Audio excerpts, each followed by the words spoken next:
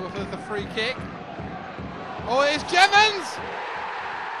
43 seconds on the watch, and Phil Jevons puts Huddersfield in front. It's 2 goals in 3 games for Jevons.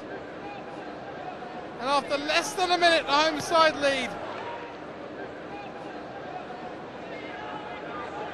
Peacock with a good effort, just wide. Worth a crack. Corner on the far side. Shot just wide in the end. Hook.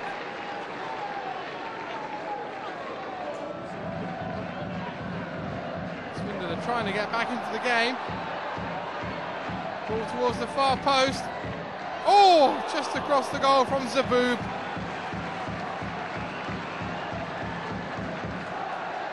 Sure, he was going for goal, not trying to find a colleague in the middle. Huddersfield still lead thanks to that Phil Jevons goal after 43 seconds. There might be another one here. Well, there could and should from Luke Beckett.